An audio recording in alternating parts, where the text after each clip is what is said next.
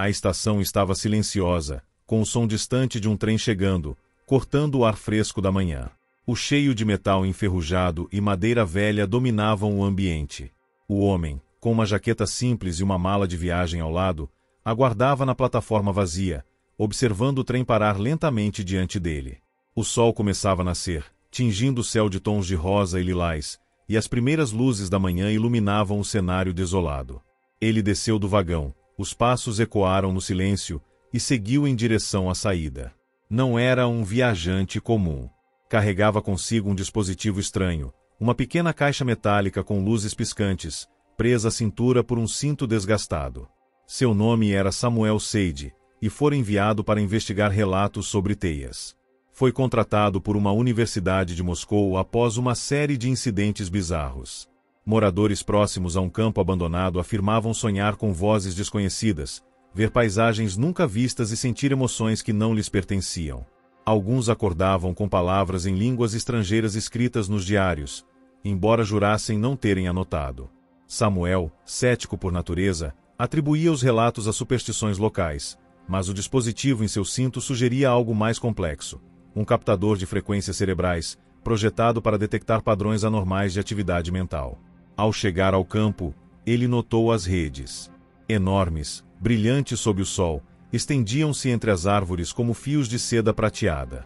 Não eram feitas por aranhas, mas por uma substância desconhecida, quase líquida, que se solidificava ao toque do ar. Samuel coletou uma amostra, mas ela dissolveu-se em sua mão, deixando apenas uma sensação de formigamento. Naquela noite, montou acampamento próximo ao local. Adormeceu rapidamente, exausto pela viagem, mas seu sono foi interrompido por um sonho vívido. Viu-se caminhando por uma cidade que não reconhecia, com torres de vidro e ruas desertas. Uma mulher de cabelos prateados surgiu à sua frente, sussurrando algo em um idioma que não compreendia. Ao acordar, encontrou um desenho detalhado da cidade em seu caderno, embora não se lembrasse de tê-lo feito. Nos dias seguintes, entrevistou moradores da região. Uma idosa, Ania, contou que os sonhos começaram depois que uma antena foi instalada perto do campo. As redes surgiram logo depois, disse ela, apontando para o horizonte. À noite, brilhavam como estrelas caídas. Outro homem, um fazendeiro chamado Miron, relatou que seus animais estavam agindo de maneira estranha, agrupando-se perto das redes durante o dia e emitindo sons agudos ao anoitecer. Samuel registrou tudo, mas sua atenção voltou-se para a antena. Ao investigá-la, descobriu que pertencia a uma empresa de tecnologia neural, a Synapse Corp, especializada em interfaces cerebrais. A conexão entre as redes e a antena ficou clara quando analisou os dados do captador. As frequências emitidas pela antena ressoavam com as redes, criando uma espécie de matriz neural coletiva. Pessoas que passavam perto do campo eram involuntariamente conectadas, compartilhando memórias, desejos e medos. Percebeu que a Synapse Corp havia conduzido um experimento não autorizado, usando o campo como base para ampliar sua tecnologia. Mas algo saiu errado. A rede, inicialmente projetada para conectar mentes de forma controlada, expandiu-se além do previsto, fundindo consciências de maneira caótica. Enquanto aprofundava sua investigação, ele próprio começou a sentir os efeitos. Sonhos alheios invadiam suas noites, um músico tocando uma melodia triste em um piano desafinado, uma criança correndo por um labirinto de espelhos, um homem chorando diante de um túmulo sem nome. Cada visão vinha acompanhada de uma emoção intensa, como se fossem suas próprias memórias. Tentou resistir, mas a linha entre sua mente e a dos outros tornava-se cada vez mais tênue. Foi então que conheceu Ruby, uma cientista da Synapse Corp, que havia trabalhado no projeto original. Ela admitiu que a empresa subestimou os riscos. Queríamos unir as pessoas, criar empatia universal, disse ela, os olhos marejados. Mas a rede não discrimina. Absorve tudo, até aquilo que não deveria. Ruby revelou que a antena era apenas um nó em uma rede global e que outros campos como aquele existiam em diferentes continentes. A humanidade estava sendo tecida em uma única consciência, sem perceber. Samuel e Ruby decidiram desativar a antena, mas, ao se aproximarem, foram paralisados por uma força invisível. As redes ao redor começaram a vibrar, emitindo uma luz ofuscante. Um coro de vozes ecoou em suas mentes, milhares de sussurros fundindo-se em uma sinfonia assustadora. Por um instante, viu através dos olhos de Ruby, sentiu sua culpa e seu medo. Ela, por outro lado, experimentou sua determinação feroz. Naquele momento de conexão absoluta, entenderam que desligar a rede seria como apagar parte de si. A noite caiu sobre o campo, e as redes brilhavam como nunca. Ele segurou o dispositivo, pronto para destruí-lo, mas hesitou.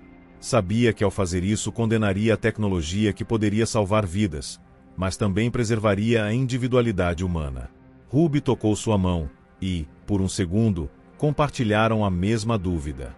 A resposta, perceberam, não estava em escolher entre conexão e liberdade, mas em encontrar um equilíbrio que a humanidade ainda não aprenderá a conceber. Enquanto o sol nascia, tingindo novamente o céu de cores suaves, guardou o dispositivo na mala. Partiria em breve, mas sabia que a teia dos sonhos permaneceria como um lembrete de que toda inovação carrega consigo a semente de sua própria destruição. A noite no campo era diferente de tudo o que já havia experimentado. As redes, antes brilhantes como fios de prata, transformavam-se em sombras densas sob a lua crescente, projetando padrões sinuosos no chão. O ar estava carregado de uma energia estranha, como se o próprio espaço entre as árvores respirasse. Ruby permaneceu em silêncio, observando os movimentos hipnóticos das estruturas. Sabia que, em algum lugar além daquela escuridão, outras antenas semelhantes àquela pulsavam, conectando mentes em uma teia global. Se desligarmos esta, outras continuarão ativas, disse ela, com a voz quase inaudível. A rede é maior do que imaginávamos. Sentiu um calafrio. Desde que chegara ao campo, seus sonhos haviam se tornado uma colagem de memórias alheias. Na noite anterior, revivera o último suspiro de um homem desconhecido, seu coração falhando enquanto segurava uma fotografia desbotada. Agora, durante o dia, flashes de emoções invadiam seus pensamentos. A alegria de um artista pintando um quadro, o desespero de uma mãe perdida em uma multidão. Era como se a rede, percebendo sua hesitação, tentasse persuadi-lo a manter a conexão. Enquanto caminhavam pelo campo, Ruby apontou para sulcos no solo, marcas deixadas por animais que pareciam evitar as redes. Eles sentem, explicou ela. A mesma força que nos atrai, os repele. Notou que as plantas próximas às estruturas cresciam de maneira anômala, com folhas translúcidas e flores que não abriam completamente. A natureza reagia à tecnologia como um organismo rejeitando um corpo estranho. No final da tarde, decidiram acampar perto da antena. Enquanto montavam a barraca, um grupo de moradores da vila vizinha apareceu, liderado por Ania. Seus rostos estavam pálidos, os olhos brilhando com uma mistura de curiosidade e medo. As vozes estão mais altas agora, disse um jovem, esfregando as têmporas. Não conseguimos dormir sem ouvir o que os outros estão pensando. Ania entregou-lhe um caderno cheio de desenhos, paisagens alienígenas, rostos desconhecidos, equações matemáticas complexas. Meu neto fez isso ontem, murmurou ela. Ele tem 7 anos. Ruby folheou as páginas, atônita. As imagens coincidiam com projetos da Synapse Corp, diagramas de redes neurais que ela mesma havia desenhado anos atrás. A rede está se autorreplicando, concluiu ela. Ela usa a criatividade humana como combustível. Percebeu que a antena não era apenas um transmissor, mas um catalisador, amplificando a capacidade coletiva de sonhar e transformando-a em algo tangível. As redes eram manifestações físicas dessa energia, uma ponte entre o consciente e o inconsciente global. Durante a madrugada, foi acordado por um som grave, semelhante ao zumbido de insetos gigantes. Seguiu o ruído até uma clareira, onde dezenas de redes se entrelaçavam em uma estrutura esférica, pulsando em sincronia com a antena. No centro, uma figura feminina pairava suspensa por fios prateados. Era a mulher dos seus sonhos, de cabelos prateados. Seus olhos estavam abertos, mas vazios, como se observasse algo além do mundo físico. Estendeu a mão, mas Ruby o puxou para trás. Ela está presa entre 2 estados, sussurrou ela. A rede a escolheu como um nó central, um ponto de convergência. Na manhã seguinte, a mulher havia desaparecido, deixando apenas um rastro de redes derretidas no chão. Analisaram os restos, descobrindo que a substância continha traços de DNA humano misturados à tecnologia da sinapse.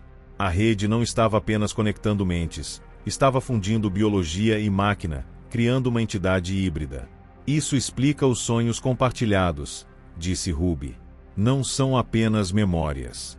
São fragmentos de uma consciência coletiva em formação. A notícia de que a rede se expandia chegou rápido. Relatos de cidades distantes descreviam fenômenos idênticos, redes surgindo em parques, pessoas acordando com habilidades que não possuíam antes.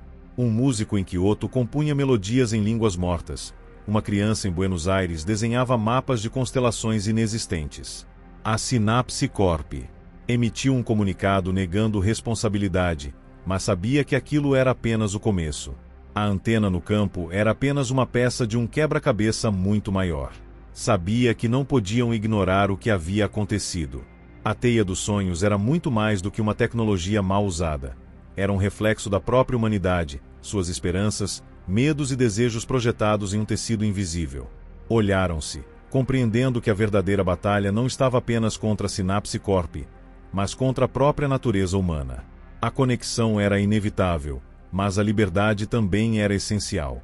O equilíbrio que buscavam não era algo que poderia ser forçado, mas sim algo que precisava ser descoberto, passo a passo.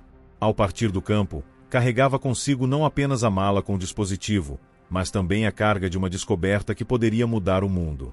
Sabia que a rede continuaria a se expandir, que outras antenas surgiriam e que outros homens como ele tentariam entender o que estavam vendo. Mas agora tinha uma missão: encontrar formas de controlar essa conexão, de torná-la consciente e benéfica, em vez de uma força caótica que consumia as mentes sem permissão. Era uma tarefa imensa, mas sentia que, por fim, encontrara seu propósito. E assim, com o sol nascendo novamente sobre o campo, caminhou para longe das redes brilhantes, deixando para trás a estranheza e a incerteza. Sabia que a jornada ainda estava apenas começando, que a teia dos sonhos não era o fim, mas apenas o início de uma nova realidade. E, por mais que o mundo tentasse esquecer, ele nunca mais seria o mesmo.